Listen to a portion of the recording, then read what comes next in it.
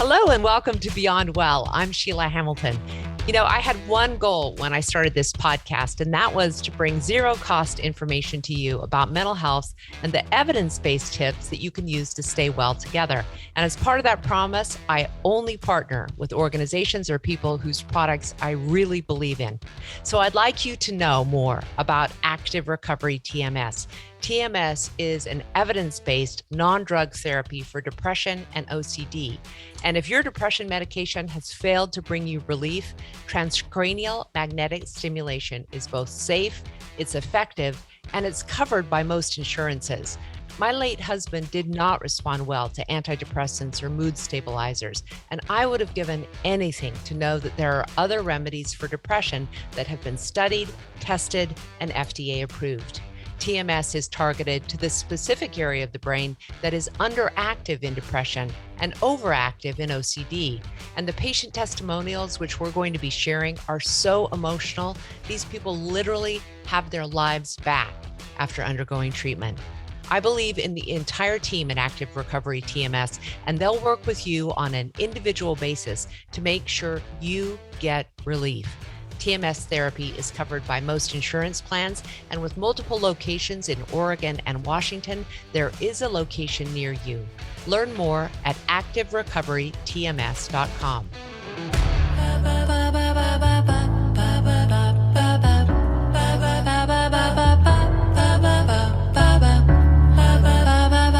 Welcome back to Beyond Well with Sheila Hamilton. As you can tell, I have some congestion in my head, so I have spent it alternating between, do I have COVID? Can I make it into the third year of COVID? And can I make it in my life? I think a lot of us at the beginning of the year are like, oh my God, which is why I have been so unbelievably gifted by reading the work of Yuvi Zalkow. His newest book is Only Cry With Emoticons, and it's a novel that actually began from a short story, which I want, Yuvi, if you would, to just begin by telling that story, because I think a lot of the people who listen here love hearing from writers about their mental states and how they do their work. And you've really thought about this process before. In fact, you turned it into an incredible animated video on YouTube that I just loved so much. So if you could just encapsulate that. Yeah. I'd be happy to. And great to be on the show. I've loved listening to your podcast. I'm losing track of how many years ago it was, but I was working on a historical fiction novel that I keep coming back to, but it was a real struggle. Like, it was tough on me. It also coincided with the period where I first started getting chronic migraines. And it was really challenging. And so just as a break from that, I just wrote a story. I happened to work in the tech industry, and I just wrote a story of a guy struggling with his job in tech. Happened to be a company that did online social collaboration and was struggling with being in that environment while also raising a kid and trying to figure out how to connect with people, both in real life, but online as well, and through our devices, with our mouths to actual people in front of us. It was just a fun little thing. I didn't think of it as much of anything serious. And then at some point I was like, oh, maybe it's a short story. I wrote it and it was really fun. And I think part of the fun was I didn't have any expectations of it doing anything much. So then I started shaping it into a short story and getting it reviewed by some of my friends in the writing community. And I just was going to send it out as a short story until I sent it to my agent just while I was struggling on this novel. I was like, here's the messy historical fiction novel that I'm working on. You don't even need to read it if you don't want to. I just going to send it to you anyway. And she said, it sounds like you're having a blast writing this short story, and I think this could be a novel, which was horrible news at the time. Like, I think I was genuinely upset with her in my head, just because I was like, I don't want another big serious thing. I want this little playful thing to, just have fun with, a little sandbox. But the instant she said that, I had already started working through, I can already see the story arc of where this goes.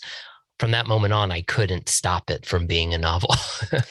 Well, the reason that I invited you on here is because I think the novel explores so many of the themes that we explore on this show, which is How do we remain human in this era when we are constantly tied to our phones and the modes of communication change daily? How do we actually explore true relationships and true intimacy when the exterior world is extracting so much of our energy and our time? And what is it that actually matters? I mean, I finished this book in one sitting because I was like, Oh, wow. this is kind of a caricature for our time in terms of how do we decide what matters? How do we decide where to put our time? And I have so much empathy for your character, and he's so hilarious and funny and so much a product of your great writing. But I wondered if you were also struggling with some of those questions as you were writing it. Yes, I definitely was. At the time I was writing, this happens a lot with my writing. It's like I was unable to talk about it or even I wasn't even fully aware of what I was struggling with until I wrote a chunk of this book, which was Mm. the being overwhelmed with how we communicate and connect with people. The digital world, even though I'm a tech person and I write on my desk right now, I have two laptops, an iPad, and two phones. And, so I'm highly connected for both work and pleasure. I was getting messed up in everything seemed like superficial connections in real Hmm. life and online. And it just happened that the company I was working at also was all about collaboration. This was a little before, now there's a lot of talk about the algorithm and the damage it can do, Right. being online, like on Facebook all the time. This was a little before that was so heightened a subject matter, but it was still a little crazy making. Am I checking Facebook, Twitter, my texts, the emails, do I talk to this person by text? And anyway, I was really getting a little lost in that and Hmm. feeling kind of detached. Yeah. And so I wrote a character who was getting detached, and that that helped me process it as well. It was Um, so interesting to me, Yuvi, also that he is aware, even within the context of the work that he's doing as a coder and as this programmer, that it has this potential to be really devastating to both him, his relationships, and his son. And I know as a dad, you have probably thought about this issue in way more serious terms than you put into the book, because a lot of this book is very, very humorous. But mhm. I sometimes look at kids who have been tethered to their phones from the time they're 3 year old, and I am convinced their brains actually laid down differently than ours did, where their synapses probably fire at completely different type of junctures, that there's a completely different type of brain there. And so how Mm. do you deal with the real relationship with your son when it comes to a healthy relationship with technology? Yeah, and that is pretty complicated. So in the book, the character named Saul has a 7-year-old son, and I Yeah. have now a 12-year-old non-binary kid, and every year it's different, and the rules keep changing, and my wife and I have to keep kind of rethinking how we do this, and it's tricky because we notice when my kid's on the device for too many hours, we can see the haziness in the eyes and the communication gets trickier. At the same time, we are also aware that this generation operates different. Like we can't use the same rules that we had in place when we were that age. So at the same time, we're trying to find the right balance for how much is the right amount, because they like, especially in the time of a pandemic, being online was pretty wonderful for them. Like Yeah. they built some amazing friendships playing Yeah. Minecraft with friends in San Francisco that they kind of barely knew, friend of the Hmm. family who now they're really close to, and they chat online. And we love that kids can connect this way. So I think the thing for us is to realize that the rule for this month might not be the rule for next month. And we have to just keep adjusting and adapting and not thinking of it as a black or white kind of thing. Yeah. I don't know if that answered your question. It does, absolutely. And it kind of it's a really nice branch into the conversation that I really wanted to have with you today, which is how do you maintain your creativity dealing with the extent of chronic pain that you deal with, because you suffer from really debilitating migraines. And I have watched your creative output and I watched the quality of your work and think this guy has something to say about this particular mode of operating. So when you're talking about expectations again, why don't you just begin there? What were your expectations for yourself when you started having migraines? And how have you worked with that chronic pain and debilitating pain throughout your life as a creative? Yeah, it has evolved quite a bit. When it first started, maybe 10 years ago, it was like a headache one day, that was a headache another day, and then another day. And then at some point, I just realized like I've kind of been having headaches almost every day for months. And it took me a while to accept that I suffer from chronic pain. For a while, I was just really upset and angry and upset with myself. Like, what am I doing wrong? Am I eating the wrong foods? Am I Yeah. exercising the wrong time? Is my sleep? And since I'm a little bit of a tech geek, I like had a overly complicated spreadsheet with like every aspect of my life and trying to find the cure. Creativity wasn't going so well for sure in those first few years. Hmm. I made a YouTube video about my headaches. That was about the biggest thing I did during that period because it was tough to be creative. And I was fighting this idea that I have chronic pain. Yeah. I think that was also painful. I was trying to fix myself for a while. Mm-hmm. You've gotten to such a key word that we have to talk about all the time on this show, which is acceptance, and how you really accept where you're at during the day, the moment, the time in your life. And one of the things that I really loved that your video said was you both increased the expectations of yourself and lowered them. So talk about that dialectic, if you would. I think it's brilliant. Oh, yeah. Every time that way of looking at it shifts a little. So the way I think about it now is, I mean, the obvious one is to lower my expectations because, I have chronic pain. I can't quite predict. And even though I have some remedies that have helped tremendously, I still can't fully predict how my day or week is going to go. So it was clear to me that I have to lower my expectations from being that immortal 25-year-old or whoever, whatever image of myself I'm trying to conjure up that I'm is no longer me. So the easy one was to say, I have to lower my expectations, or the more obvious one. But the raised expectations is that I still want to push myself a little, not to the point of making the pain worse, but just to not give up. Like the other extreme would be to like say, forget it. I'm just done being creative because I hurt sometimes.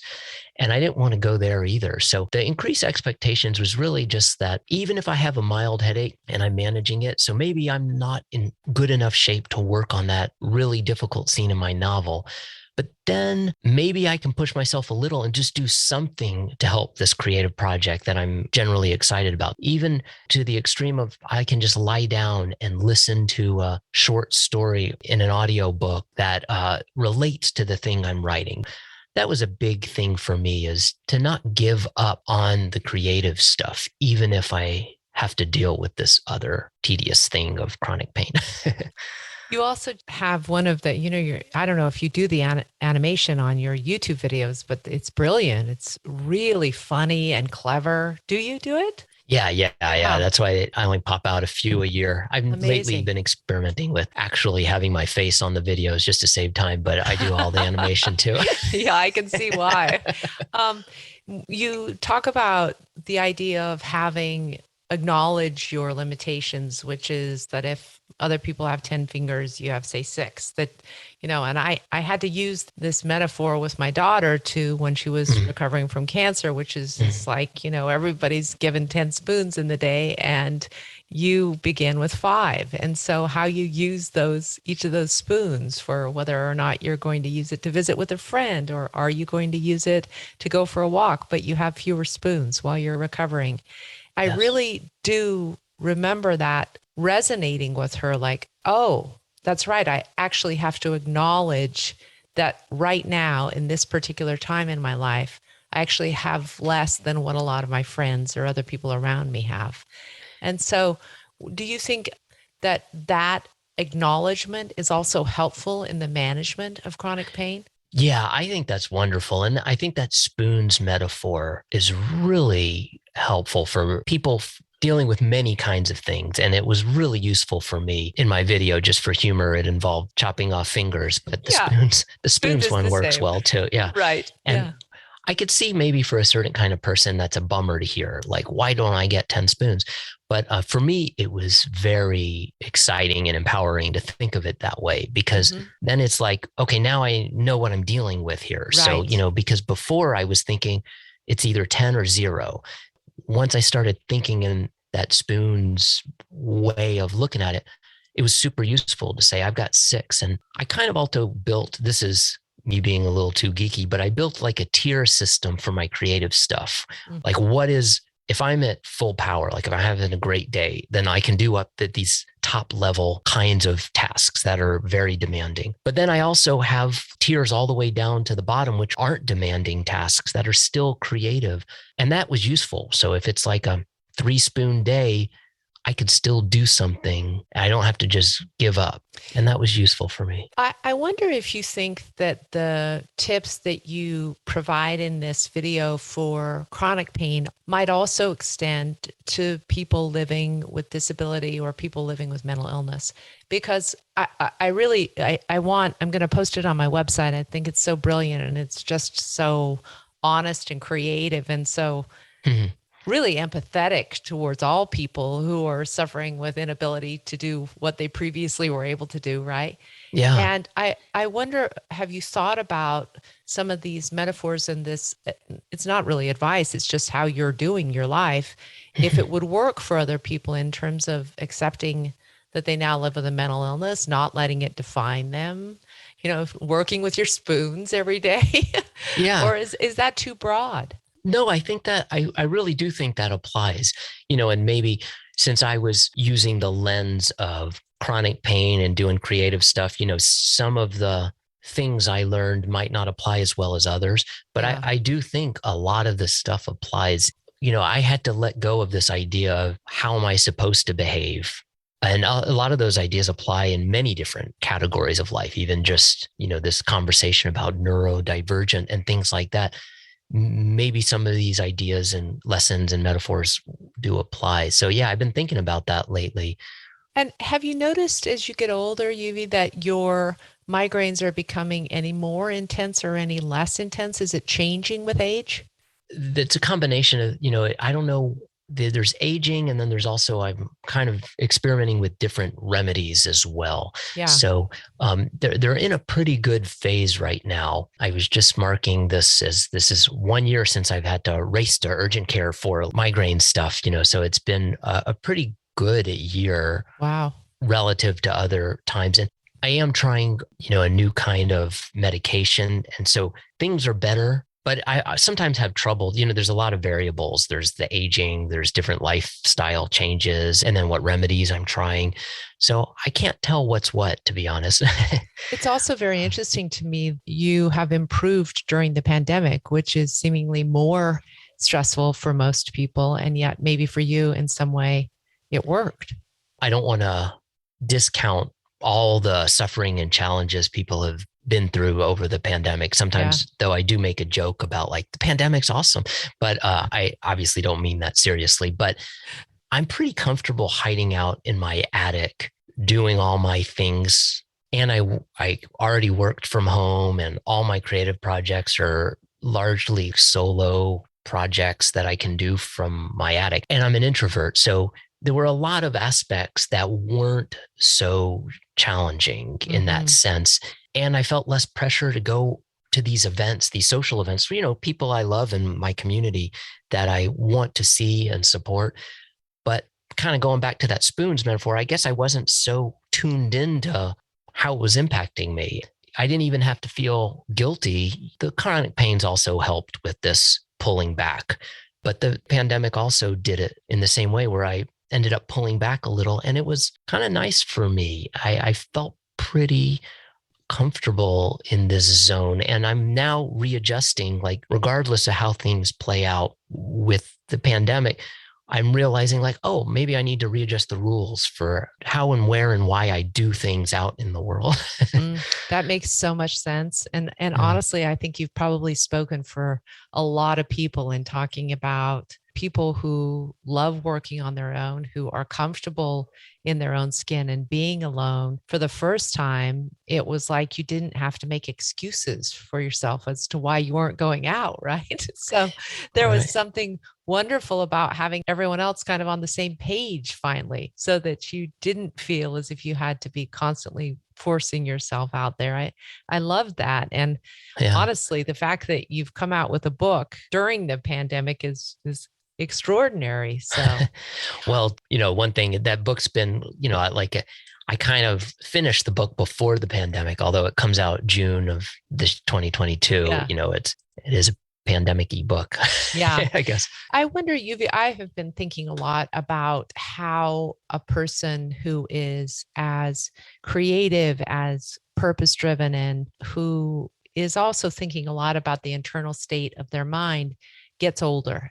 I've been thinking about this just because I notice in myself, I can't juggle 11 projects like I used to be able to. If I do, I lie awake at night and constantly think about the things I'm not doing on project 6, 9, and 11. So I'm wondering if you're making those kind of considerations as a creative now, and what sort of video you'll make about this process.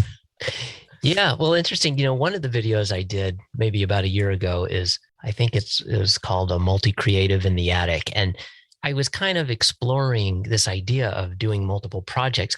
The intent of the video was like to celebrate. Like, I kind of love hopping between, like, okay, I'm working on a manuscript. Okay, tomorrow I'm going to work on a YouTube video. Yeah. I'm going to do an app in a few days.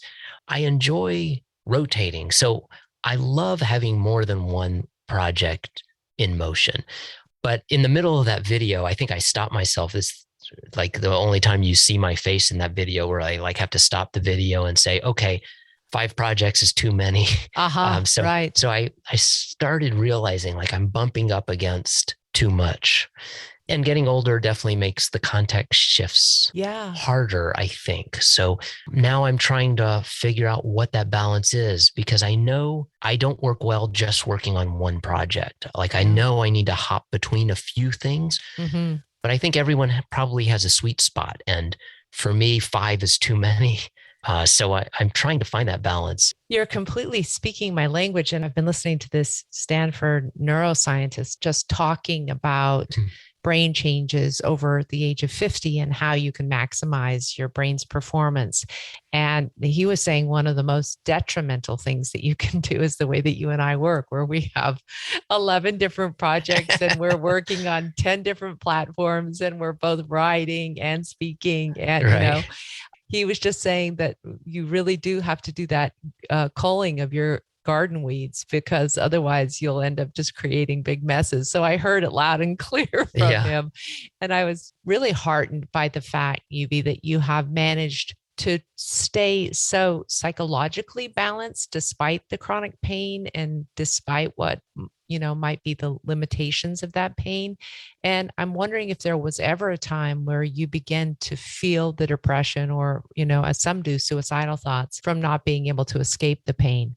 There were definitely some dark times, especially early on. I think there were a few factors that made the struggle at its darkest was when a few things. One, that the severity was pretty extreme. So I'm like in the shower with hot water blasting at my head, like this almost hitting my head against the wall. So it was some really dark times where I remember even thinking, like, if I didn't have a child to raise, what alternatives would I be thinking about? Because I don't want to live this way. And that was pretty rough. And, it's hard to even think about those moments. They were pretty dark. And I think a few things changed. One is having support from friends and family. My wife, I think at first she didn't quite get, the thing about some of these invisible pains is it's hard to have other people get what's going on when you can't just point at this. I kind of longed for something to turn up on my body that I could point to. And so I think once the people close to you get it, that support system is huge. And I think I kind of just also readjusted, like we talked about earlier, readjusting what I expected from myself, decide that I'm not the same as I was 5 years ago, and that's still okay. And I have to let go of these things that are just too much for me to tackle right now. So I'm I don't know if that just answered It your question, but absolutely yeah. does. And I'm just so glad that the priority that you hold on to consistently is your writing, Yuvi, because you are such an extraordinary writer. Well, let's see, that was my giddy blushing. I want to just read what Margaret Malone wrote. I Only Cry With Emoticons explores the ordinary ways our lives can go terribly wrong despite our best intentions. In their often hilarious attempts to find common ground, Zalkow's characters navigate self sabotage, second chances, and the complicated, fluid definition of family in the 21st century. This is such an incredibly tender comedy. I don't read a lot of tender comedies, and that's why I loved it so much. And we're going to put the link on our website to Yuvi's book coming out in June, and also his last book, which I think is also just an extraordinary feat of writing. Yuvi, it's been so incredible to spend this time with you, because when I see you in public, you're always one of my favorite people because of your smile and your energy and your affect. But to be able to talk about your work has been really just a treat for me. Thank you. Thank you so much. I love being on your fabulous show.